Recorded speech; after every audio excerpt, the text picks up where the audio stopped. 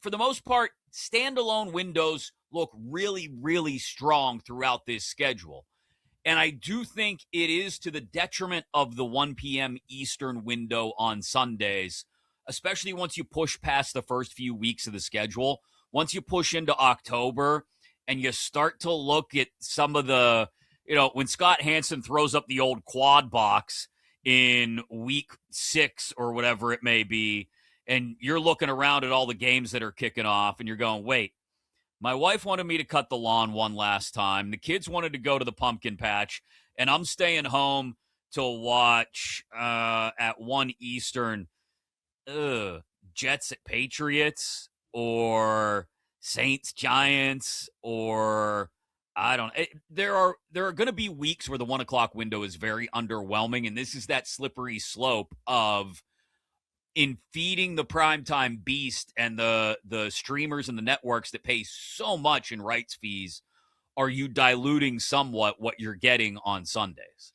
Without question, and I think that's my biggest gripe with the schedule, Chris, is that I went through and I saw some people tweet this out. We have 8 weeks of the 18 where we're in that late window, that 4:05, 4:25 Eastern time window, where we only have 3 games that are being played. You have a lot of weeks where it's like 9-3, 9-3, 8-3, 7-3. You have buys, obviously, those certain weeks, so there aren't as many games. But you should never have, you should always have at least 4 games in that late window. 4 should be the minimum. Yes. 5, I think most of us would agree, is perfect. Like, I think 7-5 every week where there's no buys is perfection. And then when you have buys, you go from there, right? Maybe you make it like 7-4, something like whatever it may be. But 8 weeks where we have just 3 games in the late window is just way too small. And it's such a overload to watch all these games at one time in the 1 o'clock window. And we got all these games coming down to the witching hour, and that 30 minutes is so great.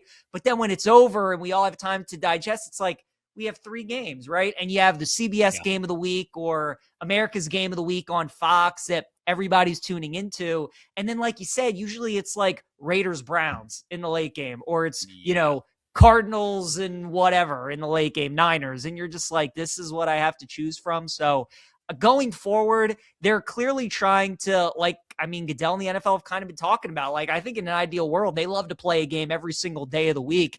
Remember what your bread and butter is. It's NFL Sundays. They go together, right? That's what we all love. So I kind of hate that they're trending in that way where they're spacing out all these games on certain days. I also hate that they're just putting so few games in that late window.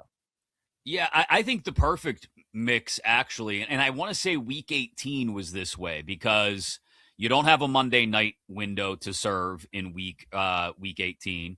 And so you've really only got 2 primetime games that you're serving on Thursday night and Sunday night. They did a great job of loading up the late window as well, also because they want teams playing at the same time who affect each other's playoff chances.